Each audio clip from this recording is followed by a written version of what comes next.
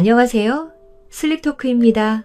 좋아요와 구독, 알림 설정도 잊지 마세요. 그럼 눈을 감고 이야기 속으로 함께 들어가 볼까요? 이 이야기의 모든 저작권은 공식 채널 슬립토크에 있습니다.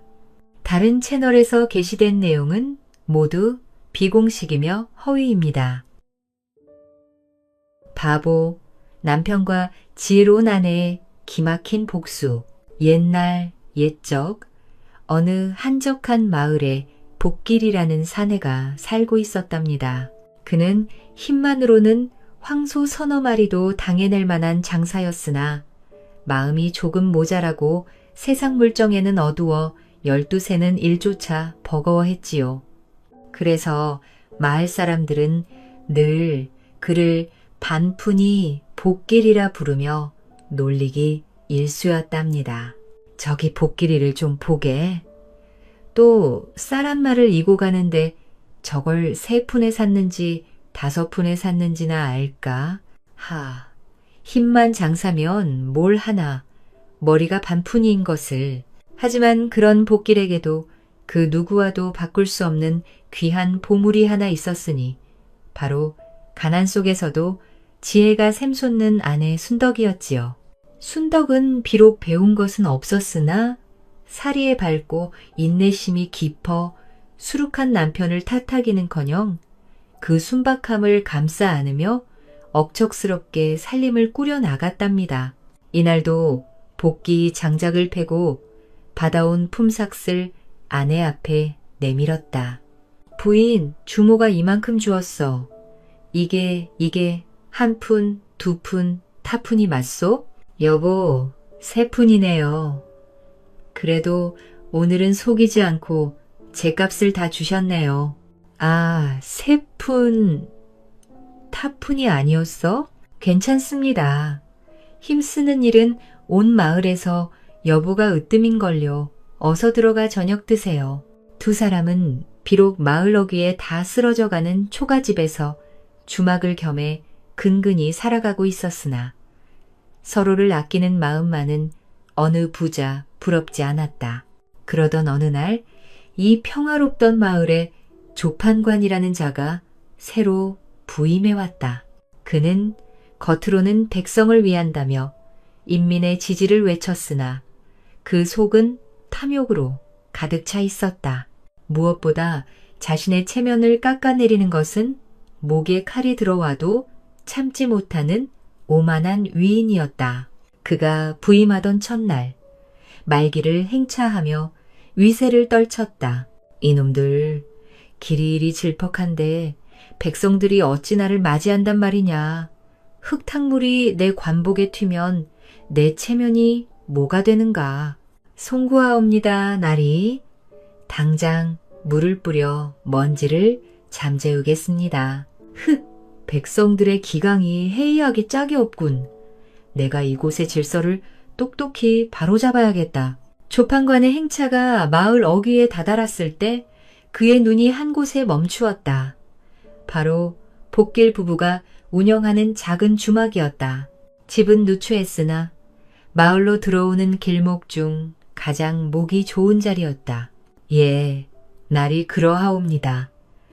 허나 보시다시피 저 집주인 놈이 반푼이 벗길이라 집이 영품이 없습니다요.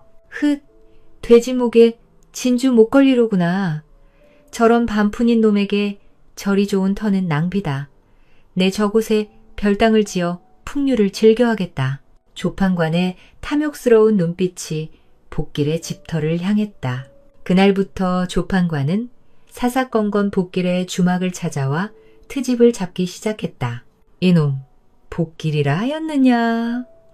내 놈 주막은 마당에 먼지가 이리 많은데 어찌 손님을 받겠다는 게냐. 냄새가 나서 내 머리가 다 아프구나. 당장 문을 닫아라. 아이고 나리, 잘못했습니다요. 당장 쓸고 닫겠습니다. 반푸, 이놈이 장사를 하니 이 모양이지. 조판관은 복길을 핑계로 그 집터를 빼앗을 속셈이었다. 그는 흡족한 미소를 지으며 돌아갔고 복길은 사색이 되어 아내를 찾았다. 부인? 어쩌면 좋소. 나리께서 화가 단단히 나셨는데 우리가 쫓겨나는 건 아닌지 모르겠어. 남편의 떠는 손을 물끄러미 바라보던 순덕의 눈이 차갑게 빛났다. 여보, 괜찮습니다. 저자는 우리 주막이 아니라 우리 집터가 탐이 나서 저러는 겁니다. 집터. 그래. 그토록 체면을 중시하신다지? 좋다. 벼슬아치에 오만한 그 체면을 내가 이 바닥에 떨어뜨려 주리라. 내 남편의 저 순수함이 그대의 가장 날카로운 칼이 될 것이니. 순덕은 남편의 순수함을 무기로 조판관의 체면을 무너뜨릴 기막힌 계략을 세우기 시작했다.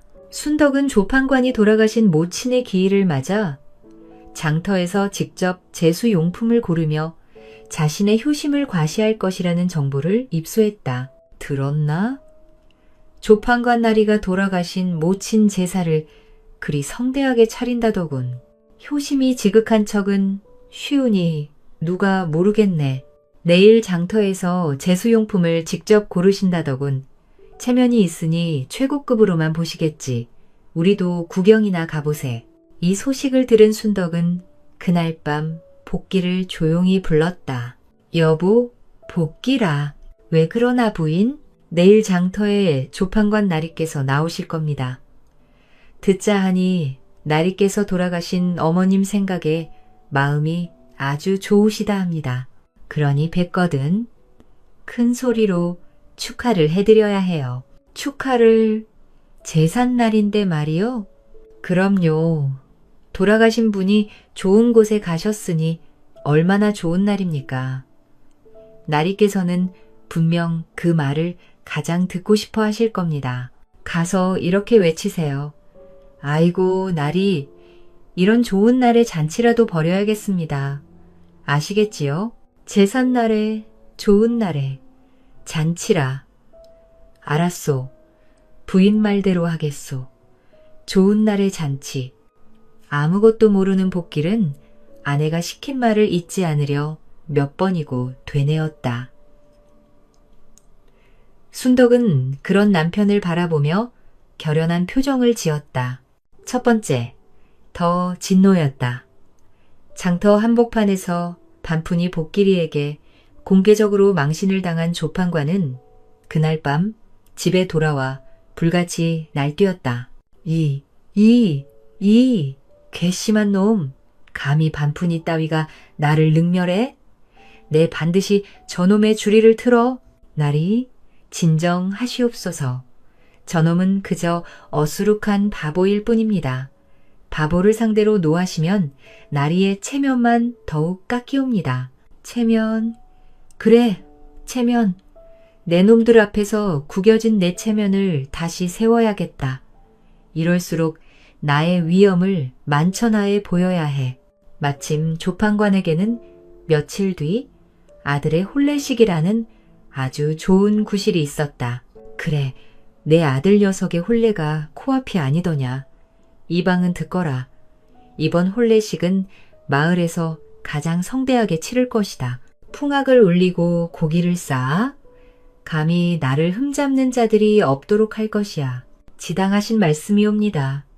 난리 조판관은 이 성대한 잔치야말로 제삿날에 구겼던 자신의 체면을 회복할 절호의 기회라고 확신했소이다. 조판관이 혼례식 준비로 마을을 들썩이게 한다는 소문은 금세 순덕의 귀에도 들어갔지요.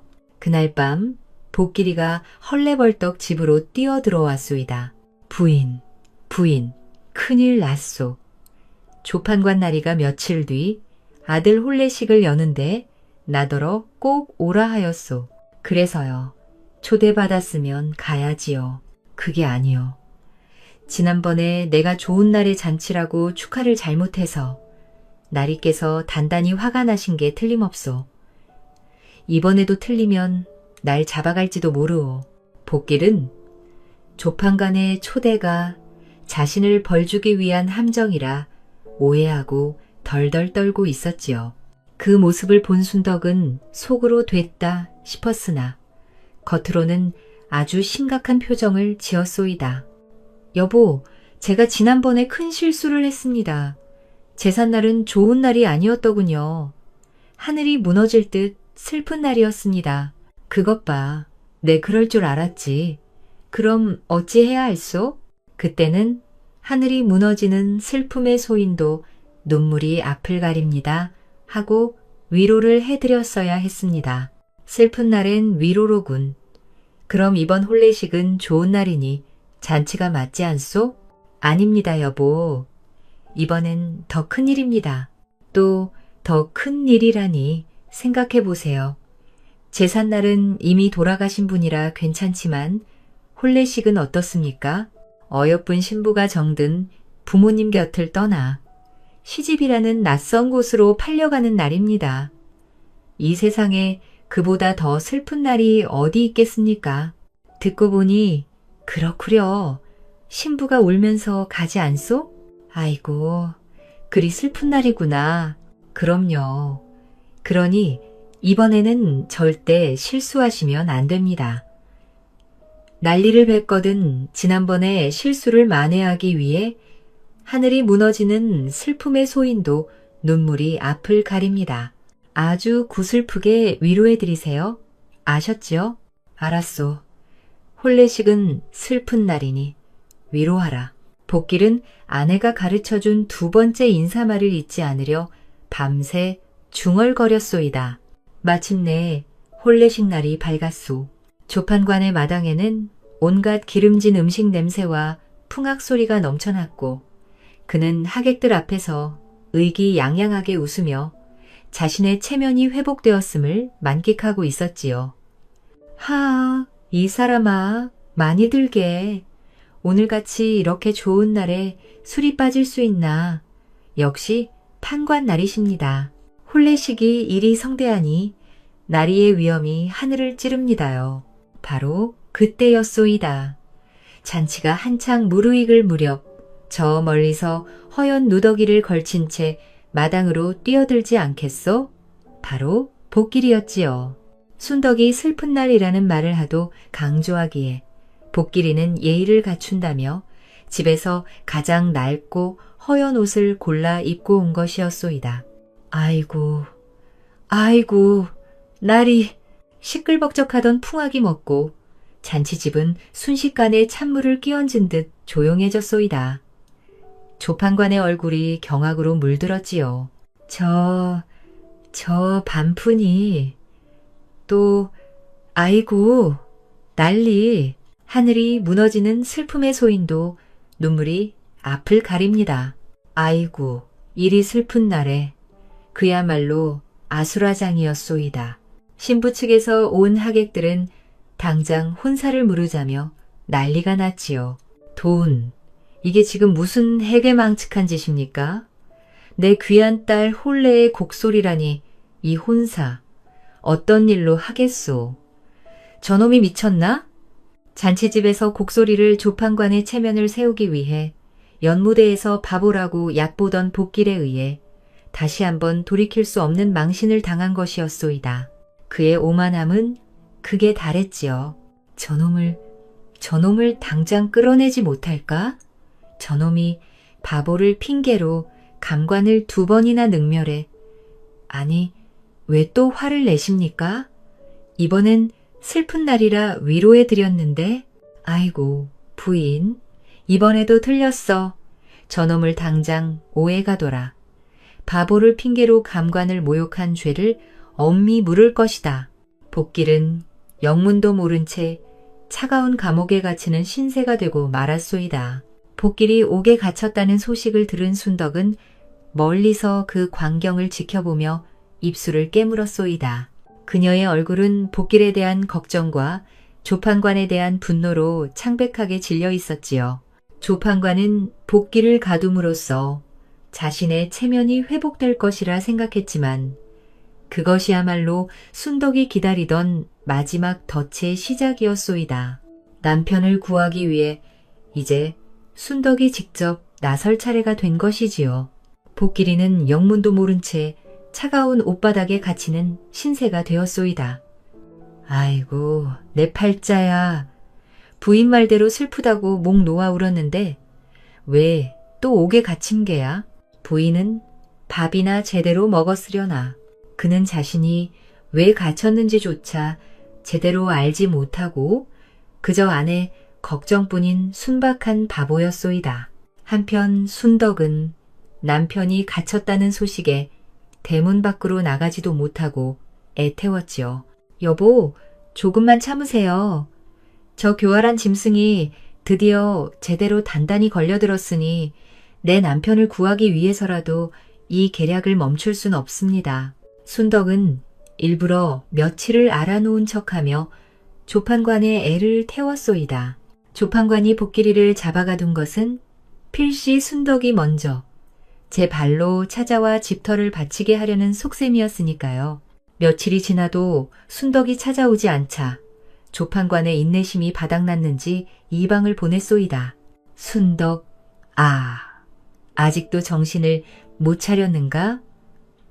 나리께서 자네 남편을 언제까지고 가둘 순 없다 하시는구먼. 성심을 보이면 나리께서도 은혜를 베푸실 것이라 전하라 하셨네. 그 성심이란 물론 그 목 좋은 집터를 말하는 것이었지요. 그제야 순덕은 다 죽어가는 표정으로 관하로 향했소이다. 그녀는 조판관의 방 문턱을 넘자마자 땅바닥에 머리를 조아리며 울부짖었지요. 나리, 제발 제 바보 남편을 용서해 주십시오. 남편의 죄를 씻을 길이 있다면 소인이 뭐든 하겠습니다. 조판관은 기다렸다는 듯이 그 오만한 얼굴에 음흉한 미소를 지었소이다. 후야, 말이 통하는구나. 좋다. 내년이 정희 남편을 살리고자 한다면 내년이 깔고 앉은 그 목 좋은 집터를 내게 바치거라. 그리하면 내 너그러 이 내놈 남편을 풀어줄 것을 약조한마. 춘덕은 마치 모든 것을 포기한 사람처럼 떨리는 목소리로 대답했소이다. 그것은 저희의 전 재산입니다만. 알겠습니다, 나리. 남편만 살려주신다면 그래 하겠습니다. 조판관은 당장 땅 문서를 가져오라며 순덕을 재촉했지요. 좋다. 당장 땅 문서를 가져오라. 내일 당장. 그때 엎드려 있던 순덕이 고개를 살짝 들며 말했소이다.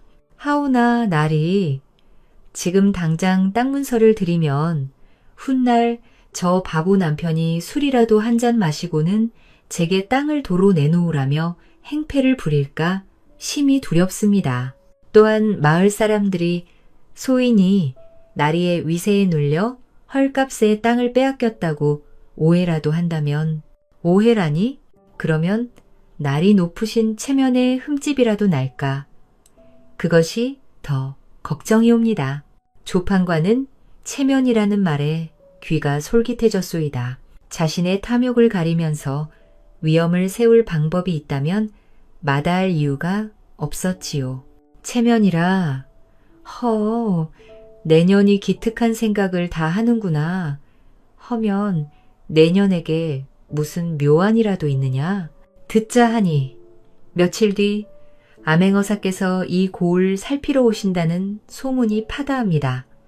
소인이 감히 어사나리 앞에서 조판관리에 크신 은혜와 덕망에 감복하여 이 땅을 자발적으로 바친다고 고한다면 나리께서는 덕을 베푸셨다 칭송받으실 것이요. 소인도 훗날 딴 말을 못하지 않겠습니까? 이 말을 들은 조판관은 그야말로 무릎을 탁 쳤소이다. 옳거니, 하하, 내년이 멍청한 줄만 알았더니 일이 쓸모가 있구나.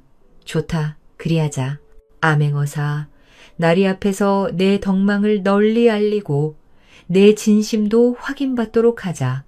이 얼마나 완벽한가. 그럼 제 남편은 내놈 남편은 그날까지만 옥에 가두어 두겠다. 어사나리 앞에서 내가 땅 문서를 바치면 내 너그러 이 내놈 남편을 방면해 주지. 하, 조판관은 자신의 계략이 완벽하게 성공했다고 믿으며 호탕하게 웃었소이다.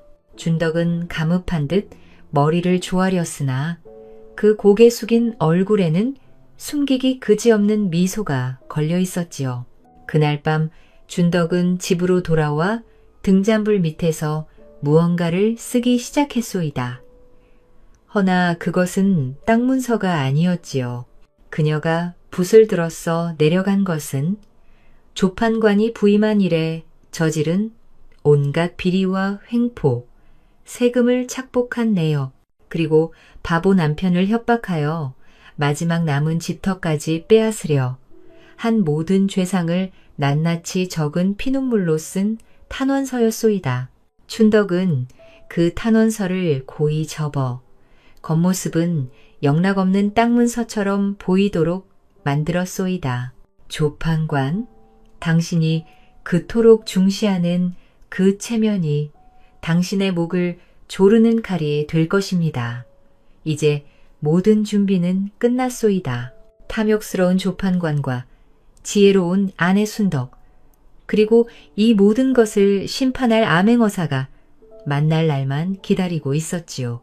며칠 뒤 과연 순덕의 말대로 마을에 암행어사가 출도했다는 소식이 전해졌소이다. 조판관은 이 소식을 듣고 뛸 듯이 기뻐했지요. 자신의 체면을 만회하고 암행어사에게 덕망을 과시할 절호의 기회라 여긴 것이요. 그는 관아에서 가장 좋은 옷을 차려입고 향까지 피우며 암행어사를 맞이할 준비를 했소이다. 잠시 후 암행어사가 수행원 몇 명만 거느린 채 관아 마당으로 들어섰다. 어사날이 이 누추한 곳까지 행차하시느라 고생이 많으셨사옵니다. 소인조 아무개 나리의 방문을 기다리고 있었나이다. 관례적인 인사는 되었네. 자네가 고을을 잘 다스리고 있는지, 백성들의 원망은 없는지 살피러 왔네. 원망이라뇨. 당치도 않사옵니다.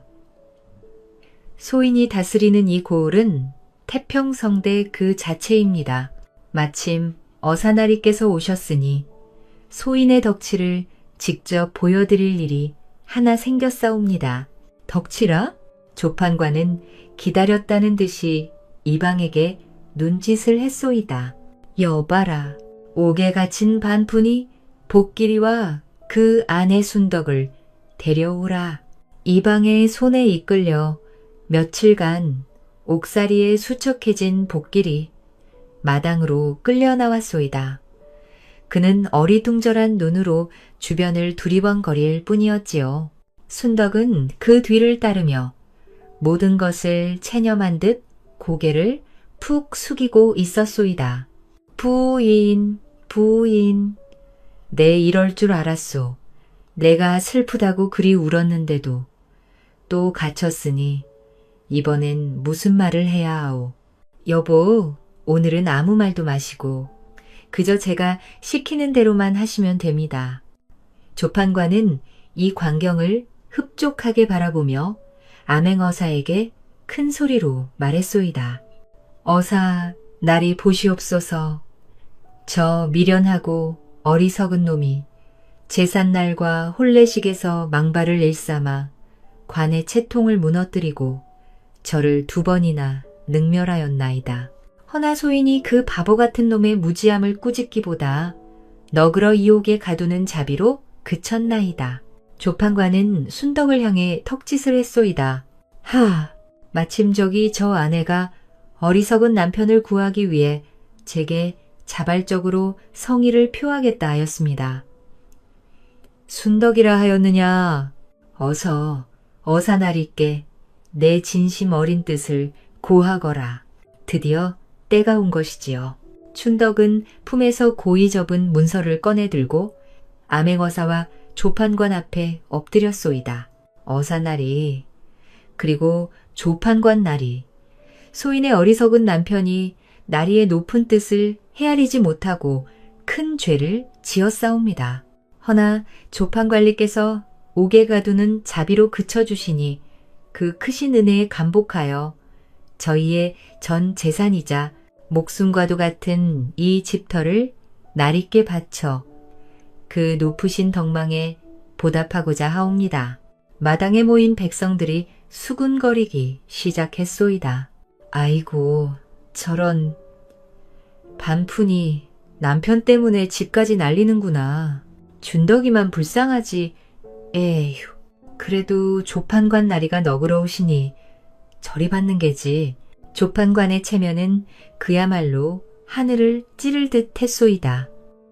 그는 거만하게 웃으며 복기를 가리켰지요. 내 정성이 갸륵하구나. 어사나리 보셨사옵니까? 이것이 바로 백성을 사랑하는 소인의 덕입니다.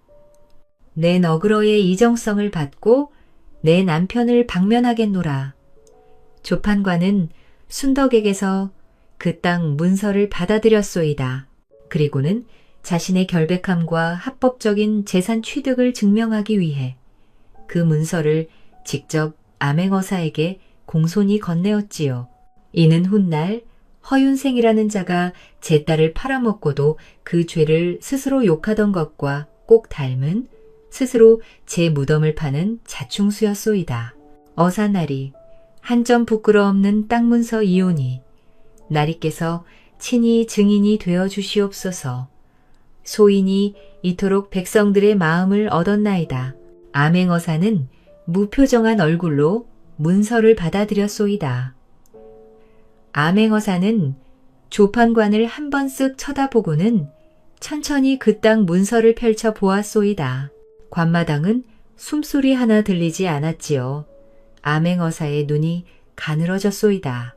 맹어사는 자리에서 천천히 일어나 모든 백성들이 들을 수 있도록 그 땅 문서를 우렁차게 읽기 시작했소이다. 조판관이 부임한 일에 세금을 과도하게 징수하고 역병이 돈다는 핑계로 곡식을 빼돌렸으며 조판관의 얼굴이 순식간에 창백으로 변했소이다. 반푼이라 야보는 복길의 주막을 탐내어 그를 거짓죄로 하혹하고 그 안에 순덕을 협박하여 마지막 남은 집터까지 빼앗으려 하였으니 이게 내 놈이 말한 덕치더냐. 그것은 땅 문서가 아니라 조판관의 모든 죄악이 낱낱이 적힌 탄원서였던 것이요. 그것이 어찌 네 놈이 감히 나를 속일 수 있으리요. 그때 고개를 숙이고 있던 순덕이 고개를 번쩍 들고 암행어사 앞에 다시 엎드렸소이다.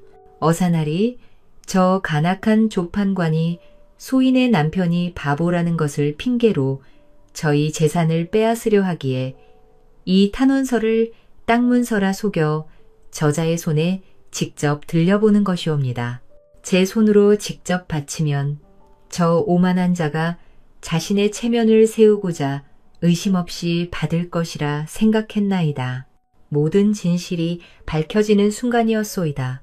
조판관과는 바보라 엿보던 순덕의 계략에 완벽하게 넘어가 자신의 체면을 세우기 위한 바로 그 행동으로 자신의 모든 죄를 적은 탄원서를 스스로 암행어사에게 제출하는 꼴이 된 것이지요.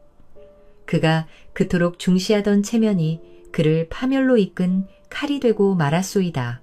관마당을 가득 메운 백성들은 숨을 죽였고 오직 암행어사의 차가운 목소리만이 울려 퍼졌소이다. 아니네. 저 계집이 저것이 모함이네. 감히 어사나리를 능멸하다니. 암행어사는 탄원서를 준 손으로 조판관을 가리키며 호통을 쳤다. 조용히 하라. 내 놈이 내 놈의 죄를 스스로 구했거늘. 어찌 변명이 그리 많으냐. 내 놈이 그토록 보던 저 바보의 순수함과 그 지혜로운 아내가 내 놈의 교활함을 이긴 것이다. 조판관은 아무 말도 못하고 부들부들 떨기만 했지요. 여봐라. 저 탐관 노로우리 판관을 당장 파직하고 그간 백성들에게 긁어 모은 재산을 모조리 몰수하여 본래 주인들에게 돌려주라. 그리고 저를 곤장 100대에 처하고 천리 남은 변방으로 유배를 보내 다시는 이 땅을 밟지 못하게 하라. 조판관은 자신이 그토록 중시하던 체면을 모조리 잃은 채 그가 반푼이라 무시하던 복길이와 온 백성이 보는 앞에서 죄인복을 입고 끌려나가게 되었소이다. 아이고, 꽃이다. 저리 오만 방자하더니 꼴 좋다. 그러게 말일세?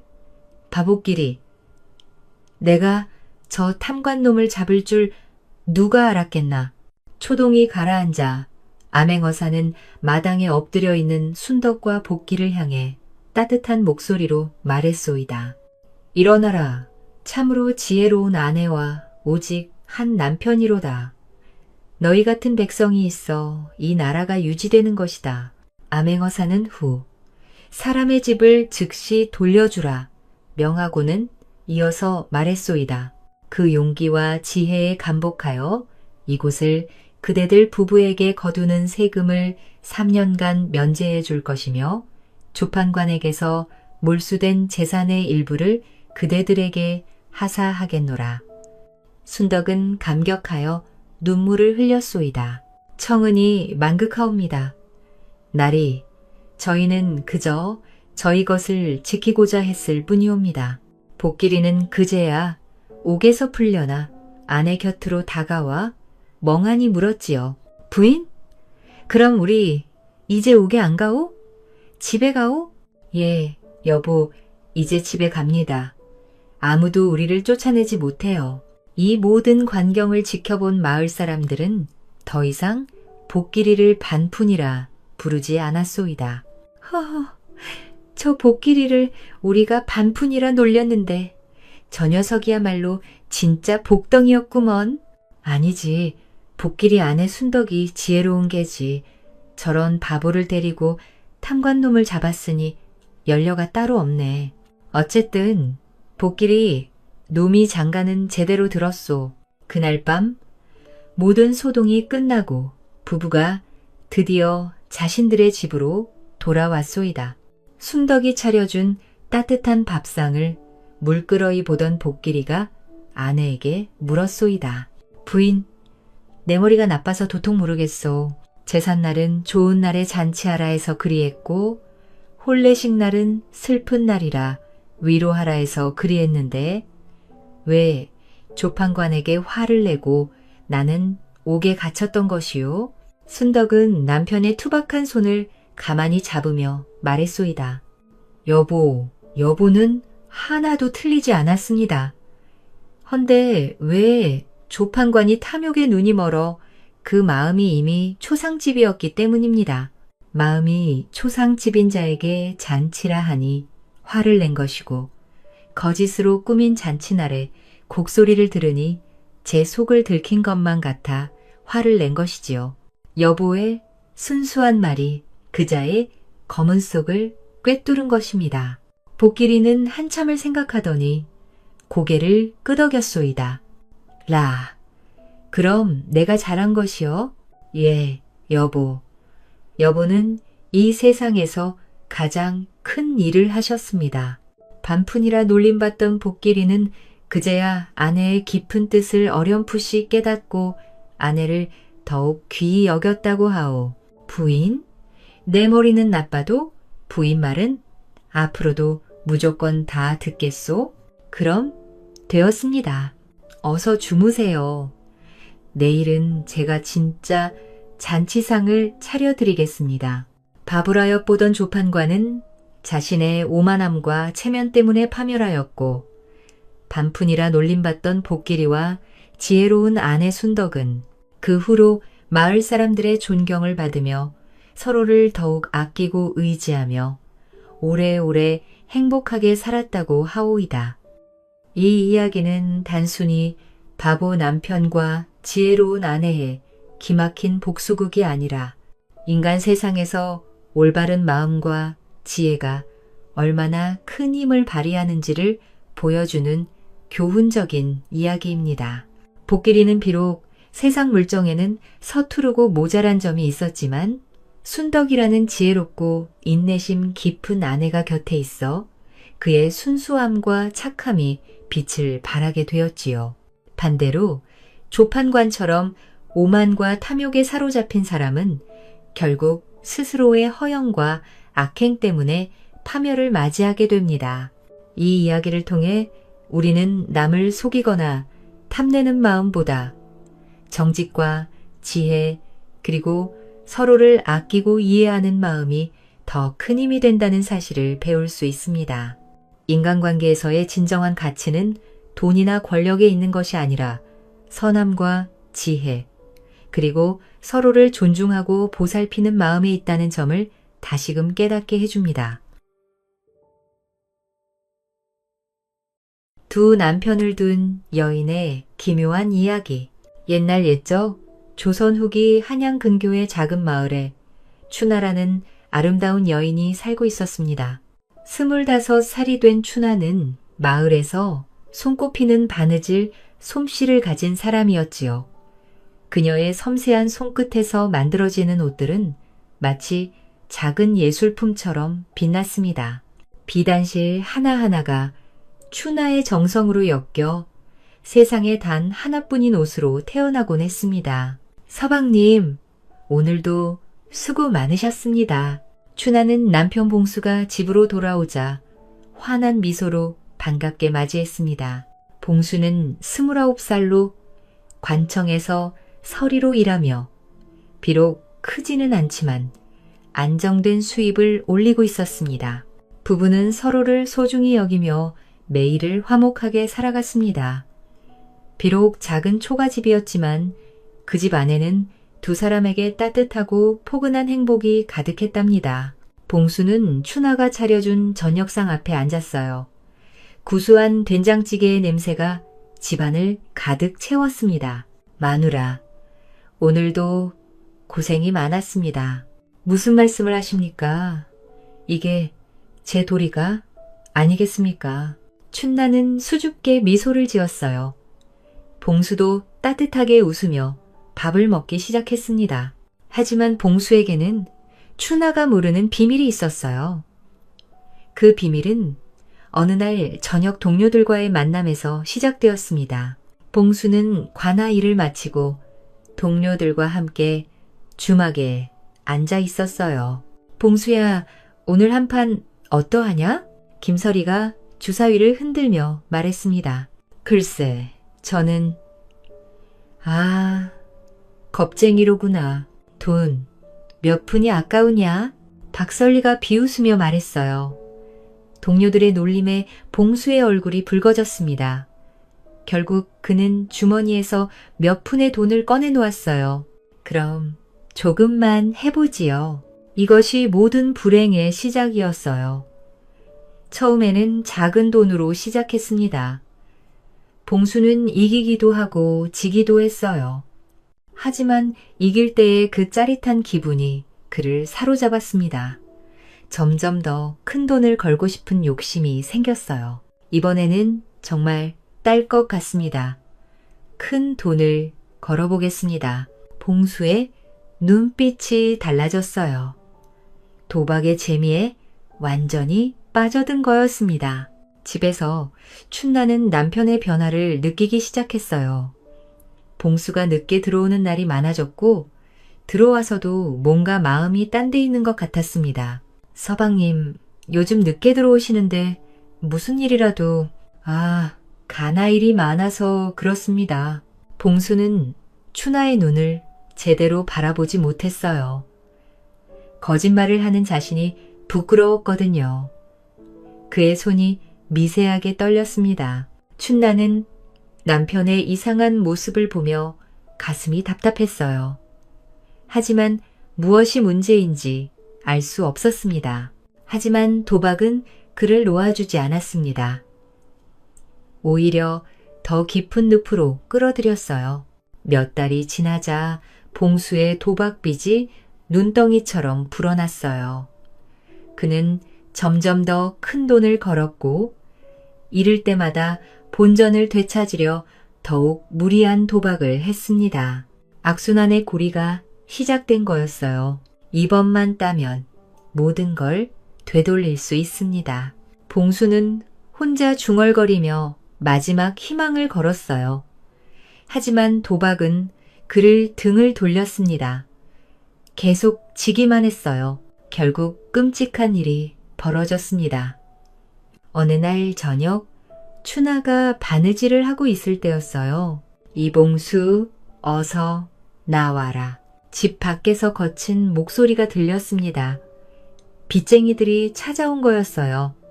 춘나는 깜짝 놀라 바늘을 떨어뜨렸습니다. 밖을 내다보니 무서운 얼굴을 한 사내들이 대문 앞에 있었어요.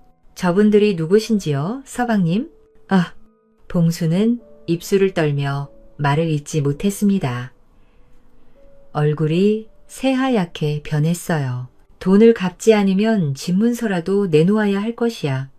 빚쟁이의 협박에 춘나의 얼굴도 창백해졌어요. 서방님, 이게 무슨 일입니까? 마노라, 미안합니다. 내가 도박에 손을 댔습니다. 봉수는 결국 모든 것을 털어놓았어요. 춘나는 하늘이 무너지는 것 같았습니다. 손이 덜덜 떨렸어요. 어떻게 이런 일이. 춘하의 눈에서 눈물이 흘러내렸어요. 믿었던 남편이 이런 일을 저질렀다는 게 믿기지 않았습니다. 며칠 후 더 끔찍한 소식이 들려왔습니다. 봉수가 관직에서 쫓겨난 거였어요. 서방님, 관아에서 어떻게 된 일입니까? 도박빚 때문에 관아에서도 알게 되었습니다. 이제 벼슬을 잃었습니다. 봉수는 고개를 숙인 채 힘없이 말했어요. 그의 어깨가 축 늘어져 있었습니다. 그럼 이제 어떻게 살아야 합니까?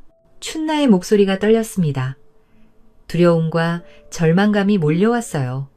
결국 집마저 빚쟁이들에게 빼앗겼습니다. 한때 따뜻했던 보금자리는 이제 남의 것이 되었습니다.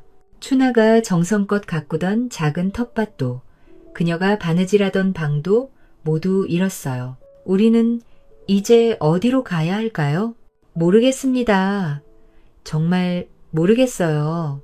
부부는 짐을 꾸려 집을 나왔어요. 가져갈 수 있는 건 몇 벌의 옷가지와 춘나의 바느질 도구뿐이었습니다. 거리로 나선 부부는 막막했어요.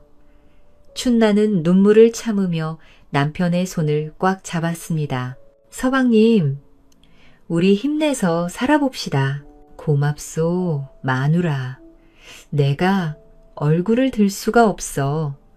진짜로 미안합니다. 내가 이런 꼴을 만들어서. 봉수는 자책감에 고개를 들지 못했어요. 그의 등이 구부정하게 굽어 있었습니다. 하지만 현실은 냉혹했습니다. 집도 없고 일자리도 없는 그들에게는 갈 곳이 없었어요. 춘나는 바느질 솜씨로 근근히 돈을 벌려 했지만 한계가 있었습니다. 봉수는 도박에 대한 죄책감과 자괴감에 빠져 제대로 된 일을 찾지 못했어요.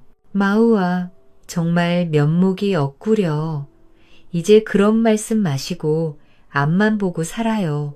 춘나는 강한 척 했지만 속으로는 절망감이 몰려왔어요. 밤이면 몰래 울곤 했습니다. 겨울이 다가오고 있었습니다. 춥고 배고픈 나날들이 기다리고 있었어요.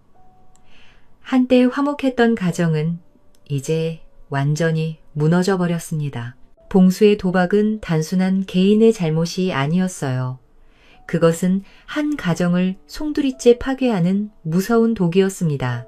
추는 이제 막막한 앞날을 걱정하며 하루하루를 버텨나가야 했어요. 춘하와 봉수는 거리를 떠돌며 구걸하는 삶을 시작했습니다. 한때 따뜻한 집은 이제 먼 추억이 되었어요. 두 사람은 하루하루 먹을 것을 구하며 살아갔습니다. 겨울이 점점 다가오고 있었어요. 찬바람이 불기 시작하면서 춘하의 몸은 더욱 떨렸습니다. 봉수도 죄책감에 시달리며 말수가 줄어들었어요. 서방님, 오늘은 어디서 밤을 보내야 할까요?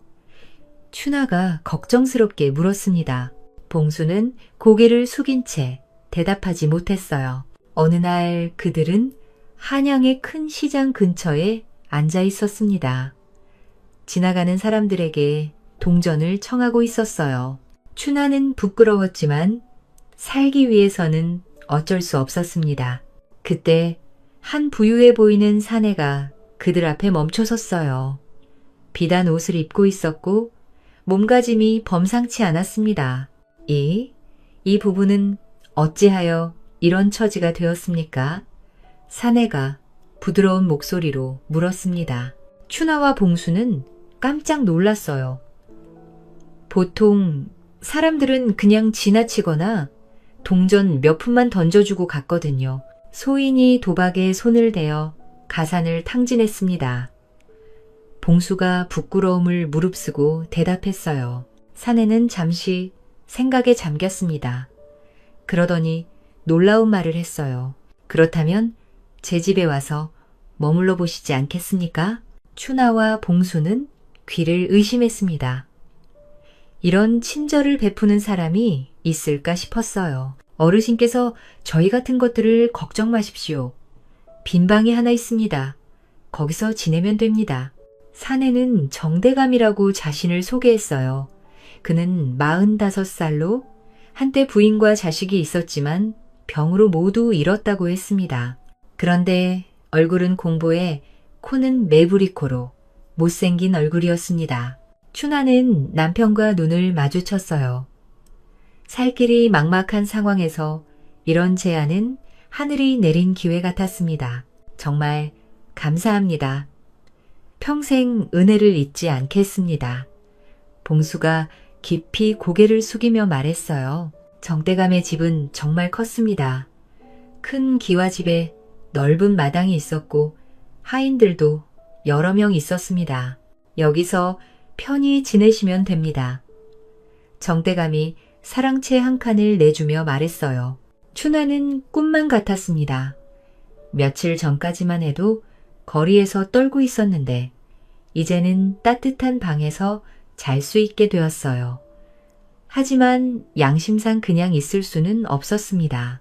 춘하는 다음 날부터 부엌일을 도왔습니다. 부인, 그냥 쉬시면 됩니다. 식모가 말했지만 춘하는 손을 놓지 않았어요. 제가 할 수 있는 일이라도 해야 마음이 편합니다.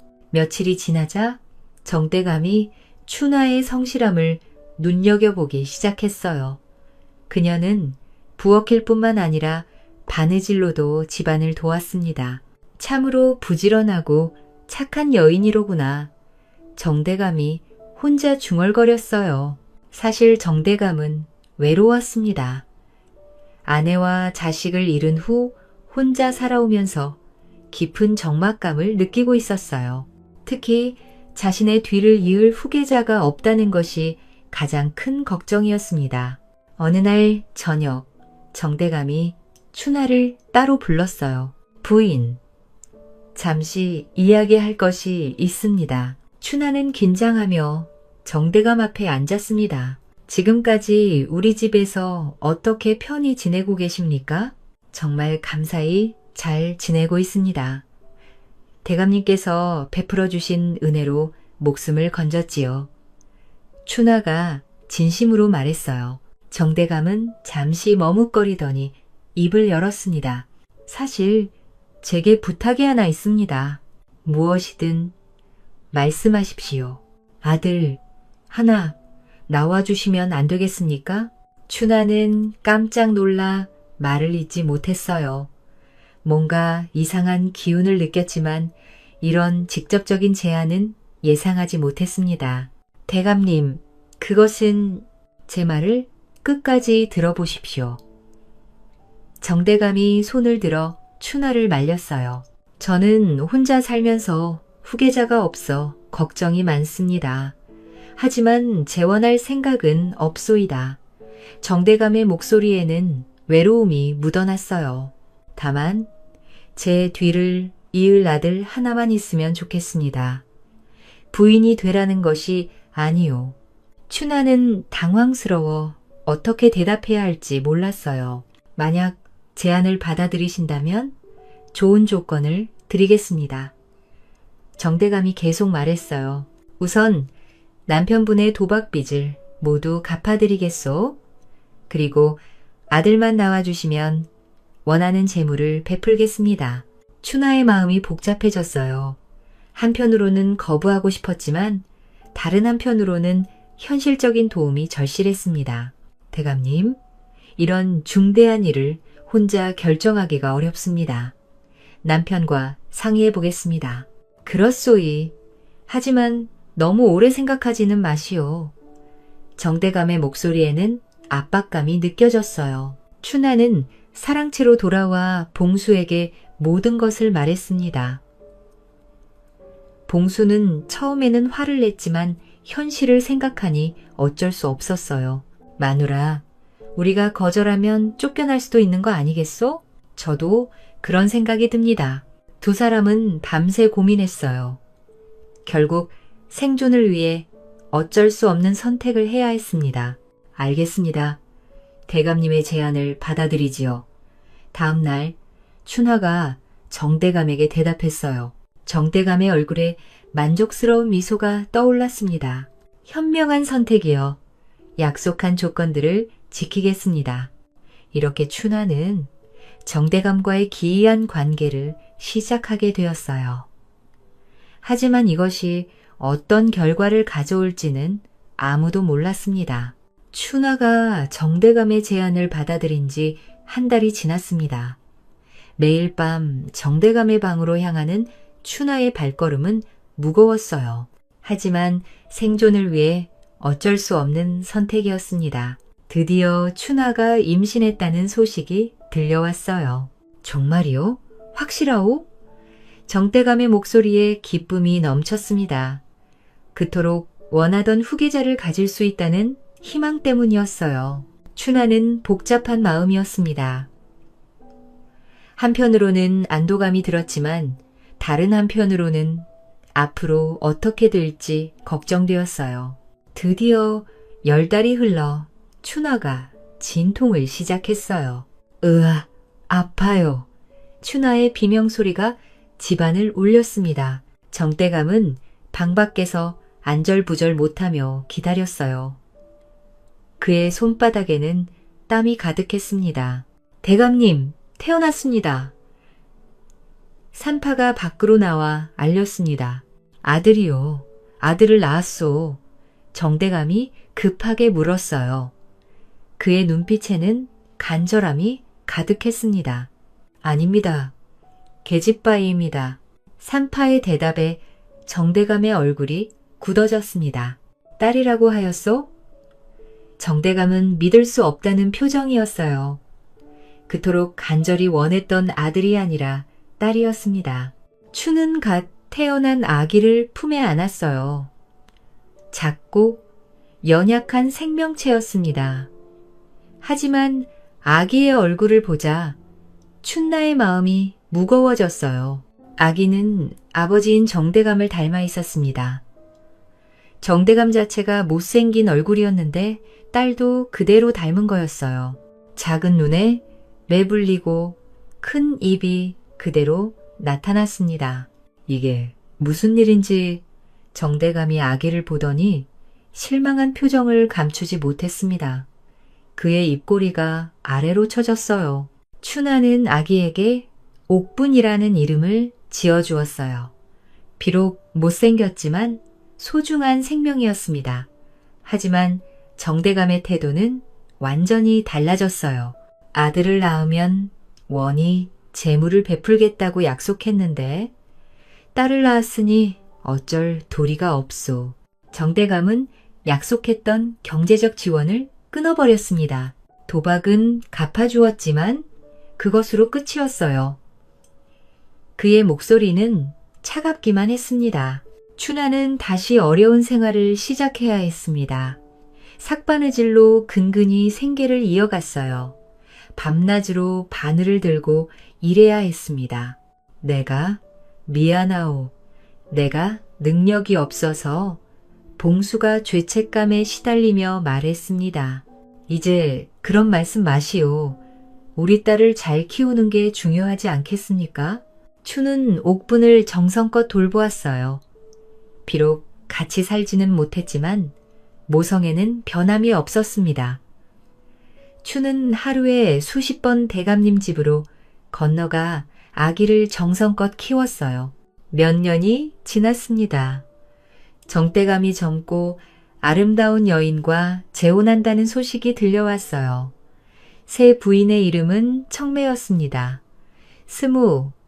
20살밖에 안 된 어린 처녀였어요. 정대감보다 25살이나 어렸습니다. 그녀는 마을에서 소문난 미인이었어요. 얼마 지나지 않아 청매가 임신했다는 소식이 전해졌어요. 이번에는 아들이기를 바라오. 정대감은 간절히 기도했습니다. 하지만 운명은 또다시 그를 배신했어요. 청매도 딸을 낳았습니다. 청매 딸의 이름은 은주였어요. 놀라운 것은 은주가 절세미인으로 태어났다는 것이었어요. 어머니인 청매의 아름다운 외모를 고스란히 물려받았습니다. 큰 눈에 오뚝한 콧날, 작은 입술이 완벽했어요. 아이는 정말 예쁘구나. 정대감이 감탄했습니다. 비록 아들은 아니었지만 너무나 아름다운 딸이었어요. 정대감은 못생긴 옥분과 아름다운 은주를 비교하기 시작했습니다. 차별이 시작된 거였어요. 옥분이 커갈수록 차별은 노골적이 되었어요. 은주는 고운 비단옷을 입었지만 옥분은 거친 베옷을 입어야 했습니다. 식사도 다른 상에서 해야 했어요. 언니, 왜 그렇게 못생겼어? 2살 어린 은주가 옥분을 놀렸어요. 어린 나이에도 교만한 성격이 드러났습니다. 은주야, 그런 말 하는 게 아니란다. 춘나가 타이르려 했지만 소용없었어요. 청매도 옥분을 구박했습니다. 저 못생긴 것이 왜 여기 있어야 하는지 모르겠습니다. 청매가 정대감에게 불평했어요. 그녀의 목소리에는 혐오감이 섞여 있었습니다. 정대감은 아무 말도 하지 않았습니다. 사실상 청매 편을 든 셈이었어요. 옥분은 어린 마음에 상처를 받았습니다. 왜 자신만 이런 대우를 받아야 하는지 이해할 수 없었어요. 어머니, 저는 왜 못생겼습니까? 옥분이 춘나에게 물었습니다. 춘나의 가슴이 찢어질 것 같았어요.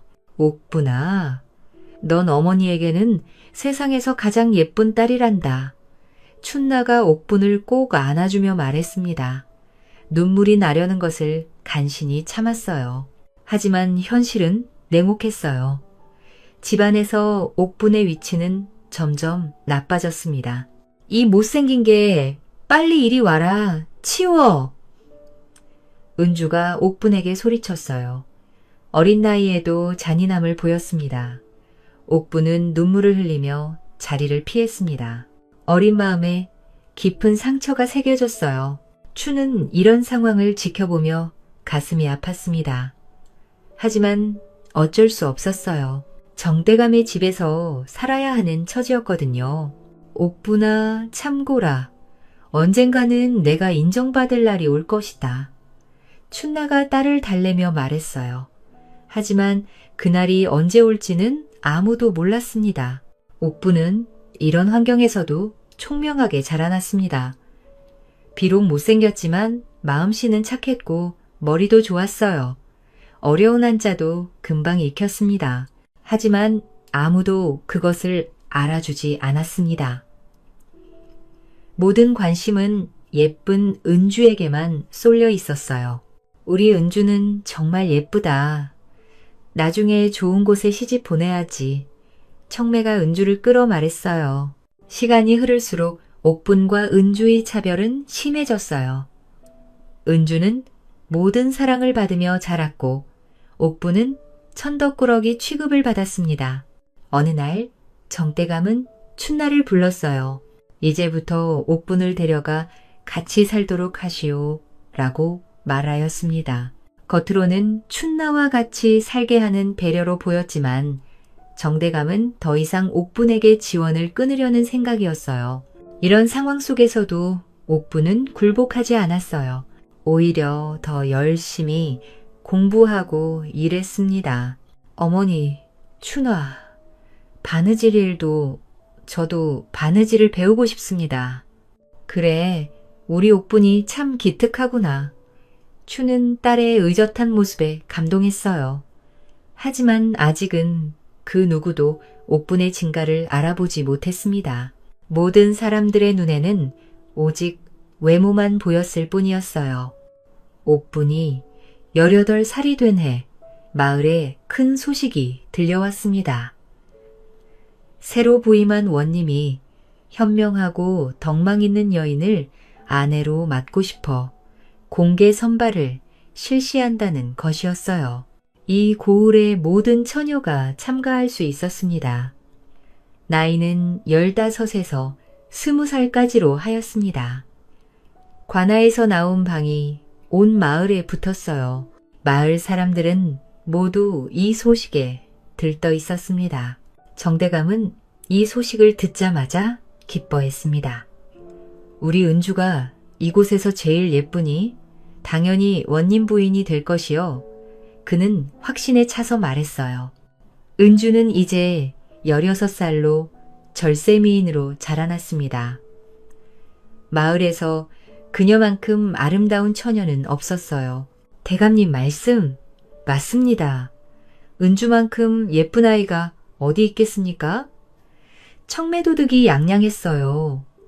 그녀는 이미 은주의 혼례복을 준비하기 시작했습니다. 하지만 옥분도 이 소식을 들었습니다. 마음속 깊은 곳에서 무언가가 꿈틀거렸어요. 나도 참가해볼까? 옥분은 망설였습니다. 자신이 못생겼다는 것을 누구보다 잘 알고 있었거든요. 하지만 이상하게도 포기하고 싶지 않았어요. 며칠 후 발당일이 다가왔습니다. 온 마을의 처녀들이 관아 앞으로 모여들었어요. 모두 고운 옷차림을 하고 와서 화려한 광경을 이루었습니다. 은주야, 오늘 내가 원님 부인이 되는 날이다. 정대감이 은주의 손을 잡으며 말했어요. 그의 목소리에는 확신이 가득했습니다. 네, 아버님, 저도 그렇게 생각합니다. 은주는 자신만만했어요. 화려한 치마 저고리를 입고 머리에는 금빛열을 꽂고 있었어요. 주변 사람들의 감탄스러운 시선을 받고 있었습니다. 춘는 멀리서 이 모습을 지켜보며 마음이 복잡했어요. 우리 옥분이도 저런 대우를 받을 수 있다면 그때 옥분이 몰래 집을 나서는 것을 봤습니다. 딸의 표정이 평소와 달랐어요. 옥분아, 어디 가는 거냐? 어머니, 저도 선발에 참가해보고 싶습니다. 춘는 깜짝 놀랐어요. 딸의 결심에 찬정을 본 적이 없었거든요. 하지만 옥구나, 춘는 걱정스러웠습니다. 사람들의 시선이 따갑게 느껴질 게 뻔했거든요. 저도 한번 해보고 싶습니다. 안 되면 어쩔 수 없지만요. 옥분의 목소리에는 의지가 담겨 있었어요. 그녀의 눈빛에서 춘는 강한 결의를 받았습니다. 춘은 딸을 말리고 싶었지만 그럴 수 없었습니다. 옥분의 눈빛에서 간절함을 봤거든요. 관아 앞에는 수십 명의 처녀들이 모여 있었어요. 모두 고운 옷을 입고 단장을 하고 왔습니다. 비단 옷, 금은 장신구들이 햇빛에 반짝였어요. 옥분이 나타나자 사람들이 수군거렸어요. 저 못생긴 아이는 왜 왔을까? 정말 뻔뻔하네. 자신을 모르나 봐. 저 아리따운 처자 옆에 서니 더 못생겨 보이네. 옥분은 이런 시선들을 견뎌내며 줄을 섰습니다. 가슴이 두근거렸지만 포기하지 않았어요. 손이 떨렸지만 꾹 참았습니다. 드디어 원님이 나타났습니다. 20살 후반 정도의 단정한 인상을 가진 남자였어요. 그의 눈빛은 지혜롭고 따뜻했습니다. 이제 시험을 시작하겠습니다. 이번 선발은 외모가 아닌 지혜와 덕을 보는 것입니다. 원님의 말에 처녀들이 약간 당황했어요. 모두 외모로 승부하려 했거든요. 첫 번째 시험 문제가 발표되었어요. 동전 한 잎으로 이 방안을 가득 채워보시오. 처녀들은 당황했습니다. 동전 한 잎으로 방을 채운다는 것이 말이 안 됐거든요. 뭘 사야 하지? 풀을 사볼까? 모래는 어떨까? 집은 안 될까? 처녀들이 우왕좌왕했어요. 시장으로 뛰어가는 사람들도 있었습니다.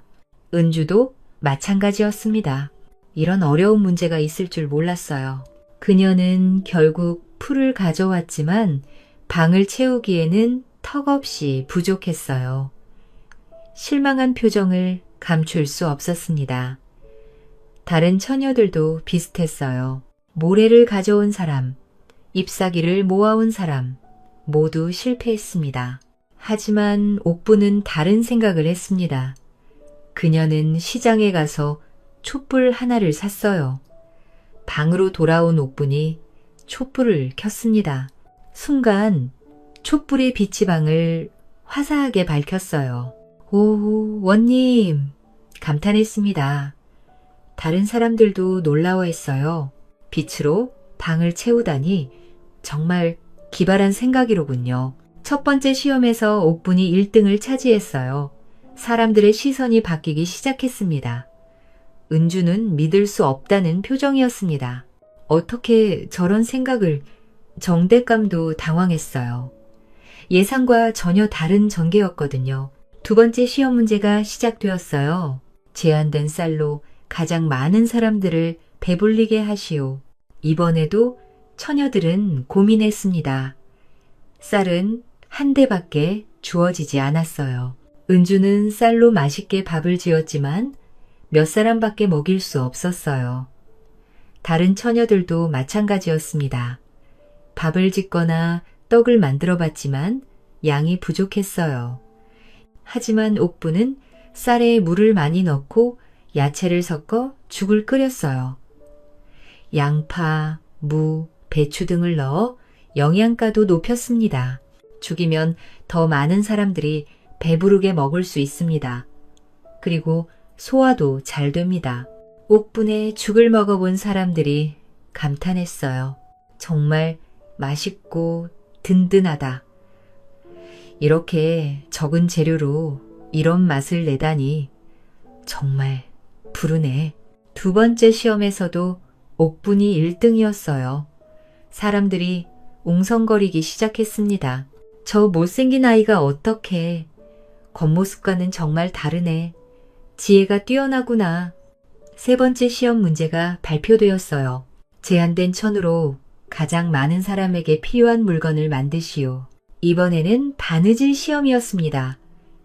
각자에게 같은 크기의 천이 주어졌어요. 은주는 버섯 몇 개를 만들었어요. 정교하고 아름다웠지만 몇 개밖에 안 됐습니다. 다른 처녀들도 치마나 저고리 등을 만들었습니다. 모두 소수만 사용할 수 있는 것들이었어요. 하지만 옥부는 천을 작게 잘라 손수건을 수십 장 만들었어요. 바느질 솜씨도 뛰어났습니다. 손수건은 모든 사람이 매일 필요로 하는 물건입니다. 양반부터 백성까지 누구나 쓸 수 있어요. 옥분의 설명을 들은 원님이 고개를 끄덕였어요. 치용적이면서도 많은 사람에게 도움이 되는군요. 정말 현명한 생각입니다. 세 번째 시험에서도 옥분이 1등을 차지했어요. 모든 시험이 끝나자 원님이 발표했습니다. 모든 시험에서 뛰어난 지혜를 보인 분이 있습니다. 사람들의 시선이 은주에게 집중되었어요. 당연히 그녀가 선택될 것이라고 생각했거든요. 바로 옥분 처자입니다. 원님의 발표에 모든 사람들이 깜짝 놀랐어요. 뭐라고요? 옥분이라고 했나요? 믿을 수 없어. 정대감은 믿을 수 없다는 표정이었습니다. 그럴 리가 없습니다. 우리 은주가 제일 예쁜데? 하지만 원님은 확고했어요. 외모는 시들지만 지혜와 덕은 영원합니다. 옥분의 현명함과 따뜻한 마음씨를 보았습니다. 원님이 옥분에게 다가갔어요. 저의 부인이 되어주시겠습니까? 옥분은 꿈만 같았습니다. 자신이 원님 부인으로 선택되다니요. 정말 저를 선택하시는 겁니까? 그렇습니다. 당신의 지혜와 인품에 감동했습니다. 춘하는 멀리서 이 모습을 보며 눈물을 흘렸어요. 그동안 구박받던 딸이 드디어 인정받는 순간이었습니다. 은주는 충격에 빠져 있었어요. 이럴 수가, 내가 저 자리에 있어야 하는데. 정대감과 청매도 당황했습니다. 못생긴 옥분이 예쁜 은주를 이긴 것이 믿어지지 않았거든요. 축하합니다, 옥분 처자. 원님이 옥분의 손을 잡으며 말했어요. 앞으로 이 고을 백성들을 위해 함께 일해봅시다. 옥분은 고개를 숙이며 대답했습니다. 최선을 다하겠습니다. 이렇게 못생겼지만 지혜로운 옥분이 원님 부인으로 선택되었어요. 외모가 아닌 내면의 아름다움이 진정한 가치를 인정받은 순간이었습니다. 옥분이 원님 부인으로 선택되자 온 마을이 들썩였습니다. 아무도 예상하지 못한 결과였거든요. 정대감은 충격에서 헤어나지 못했어요. 그토록 자랑스러워하던 은주가 아니라 못생긴 옥분이 원님 부인이 되다니 아무리 생각해도 이해가 가지 않았습니다. 이럴 수가, 도대체 어떻게 된 일인지 정대감이 혼잣말로 중얼거렸습니다. 그의 얼굴은 창백했어요. 청매는 더욱 화가 났습니다. 우리 은주가 얼마나 예쁜데 저런 못생긴 것이 어떠해. 그녀는 분을 참지 못하고 소리를 질렀어요. 하지만 은주는 바른 반응을 보였습니다. 처음에는 충격과 분노가 있었지만 곧 깨달음이 찾아왔어요. 내가 너무 교만했습니다. 은주가 고개를 숙이며 말했어요. 언니의 지혜를 깨닫지 못했습니다. 원님은 옥분을 자신의 관저로 데려갔습니다. 춘하와 봉수도 함께 모셔갔어요. 이제부터 이곳이 부인의 집입니다. 원님이 옥분에게 말했어요. 감사합니다. 최선을 다해 고을 돌보겠습니다. 옥분은 진심으로 대답했습니다. 며칠 후 원님과 옥분의 혼례가 치러졌어요. 온 마을 사람들이 구경하러 왔습니다. 정말 신기한 일이로다. 외모로만 판단하면 안 되는구나. 사람들이 수군거렸어요. 혼례식에서 옥분은 화려한 혼례복을 입었습니다. 비록 얼굴은 못생겼지만 당당한 모습이었어요. 부인, 앞으로 함께 백성들을 위해 일합시다. 원님이 옥분의 손을 잡으며 말했어요. 네, 서방님. 저도 그렇게 하겠습니다. 옥분의 목소리에는 확신이 담겨 있었어요. 혼례 후 옥분은 원님 부인으로서의 역할을 시작했습니다. 그녀는 고을의 어려운 백성들을 돌보는 일에 힘썼어요. 마님, 마을에 병이 도는 아이들이 많습니다. 관리가 보고했어요. 그럼 즉시 약재를 구해서 나누어 줍시다. 옥분은 망설이지 않고 대답했습니다. 또 다른 날에는 가난한 집에 쌀을 나누어 주었어요. 마님께서 베풀어 주신 이 은혜를 어떻게 갚아야 할지 백성들이 눈물을 흘리며 감사해했습니다. 갚을 것 없습니다. 이것이 제 도리입니다. 옥분은 겸손하게 말했어요. 원님은 옥분의 이런 모습을 보며 더욱 감동했습니다. 정말 현명한 선택을 했습니다. 그는 혼자 중얼거렸어요. 한편 정대감은 옥분의 성공을 보며 후회하기 시작했어요.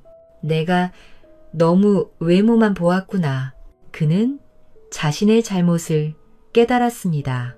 어느 날 정대감이 옥분을 찾아왔어요. 옥분아, 부인마마. 정대감은 옥분 앞에서 깊이 절했습니다. 그동안 내가 잘못했소. 용서해 주시오. 옥분은 정대감을 부축해 일으켰어요. 이미 다 지난 일입니다. 앞으로 서로 좋은 관계로 지내면 됩니다. 옥분의 너그러운 마음에 정대감은 더욱 미안해했습니다. 청매도 옥분에게 사과했어요. 부인마마, 제가 무리했습니다. 괜찮습니다. 모두 과거의 일이에요. 옥분은 모든 것을 용서했습니다. 춘하는 딸의 변화된 모습을 보며 감격했어요. 우리 옥부분이가 이렇게 훌륭한 사람이 될 줄이야. 봉수도 마찬가지였습니다. 나 때문에 고생했는데 이제 이렇게 좋은 일이 생기다니. 그는 눈물을 훔쳤어요. 옥부는 부모님께도 효도했습니다. 어머님, 아버님, 이제 편히 지내세요. 고맙다, 우리 딸아. 춘가 옥분을 꼭 안아주었어요. 시간이 흘러 옥분은 원님과 함께 훌륭한 정치를 펼쳤습니다. 고을은 점점 살기 좋은 곳이 되었어요. 마님 덕분에 우리 고을이 이렇게 좋아졌습니다. 백성들이 칭찬했어요. 저 혼자의 힘이 아닙니다. 모든 분들이 함께 만든 결과입니다. 옥분은 항상 겸손했어요. 어느 날 옥분과 원님 사이에 아이가 태어났습니다. 건강한 사내 아이였어요. 축하합니다, 부인. 산파가 기쁘게 알렸어요. 정말 감사합니다. 옥분은 아기를 품에 안으며 행복해했습니다. 원님도 기뻐했어요. 이제 우리 가족이 완성되었습니다. 아기는 어머니인 옥분보다는 아버지인 원님을 더 닮았어요. 다행히 잘생긴 얼굴이었습니다. 우리 아이가 예쁘게 생겼네요. 춘가 손자를 보며 흐뭇해했어요. 외모보다 마음씨가 중요합니다. 착하게 키우겠습니다. 옥분은 아이를 바라보며 다짐했어요. 은주도 변했습니다. 그녀는 옥분에게서 많은 것을 배웠어요. 언니, 저도 언니처럼 현명한 사람이 되고 싶습니다. 은주가 말했어요. 은주야, 넌 이미 충분히 착한 아이야. 옥분이 은주를 다독여 주었어요. 나중에 은주도 좋은 사람과 결혼했습니다. 외모만이 아니라 인품을 중시하는 남자였어요. 정대감은 이 모든 것을 보며 깊이 반성했습니다. 진정한 아름다움이 무엇인지 이제 알겠소. 그는 옥분에게 말했어요. 대감님도 이제 깨달으셨으니 다행입니다. 옥분은 미소를 지었어요. 몇 년이 흘렀습니다. 옥분과 원님은 여러 자녀를 두며 행복하게 살았어요. 고을은 더욱 번영했습니다. 마님 덕분에 우리가 이렇게 잘 살게 되었습니다. 백성들이 감사해했어요. 모두 함께 노력한 결과입니다. 옥분은 언제나 겸손했어요. 어느 날 옥분이 거울을 보며 생각했습니다. 나는 여전히 못생겼지만 많은 사람들이 나를 사랑해주고 있어. 그녀는 진정한 행복이 무엇인지 깨달았어요. 외모는 타고나는 것이지만 마음씨와 지혜는 노력으로 기를 수 있는 것이었습니다. 추나 봉수도 딸 덕분에 편안한 노년을 보낼 수 있었어요. 우리 딸이 정말 자랑스럽소. 봉수가 춘에게 말했어요. 그래요? 비록 어려운 시절도 있었지만 결국 좋은 결과가 되었네요. 춘나도 흐뭇했습니다. 이렇게 옥분은 외모의 한계를 지혜와 인품으로 극복했어요. 그녀의 이야기는 마을 사람들에게 오랫동안 전해져 내려갔습니다. 진정한 아름다움은 겉모습이 아니라 내면에 있다는 교훈을 남기면서 말이에요. 이 이야기를 통해 우리는 인간의 약함과 선함, 그리고 진정한 가치에 대해 깊이 생각하게 됩니다. 봉수의 도박과 욕심은 한 가정을 무너뜨리고 큰 고통을 가져왔지만 추나와 옥분의 지혜와 인내, 그리고 선한 마음은 결국 행복과 존경을 가져왔습니다. 우리는 외모나 순간의 욕망에 휘둘리기보다 옳고 착한 마음과 성실함을 지켜야 한다는 사실을 배울 수 있습니다. 또한 타인을 평가할 때 외모가 아닌 인품과 덕을 보는 것이 얼마나 중요한지도 보여줍니다. 옥분처럼 꾸준히 노력하고 선한 마음을 가진 사람은 결국 인정받고 사랑받을 수 있다는 교훈을 마음에 새겨야 합니다. 이 이야기는 우리에게 선을 행하고 지혜롭게 선택하며 타인을 배려하는 삶이 진정한 행복을 가져온다는 사실을 부드럽게 일깨워 줍니다.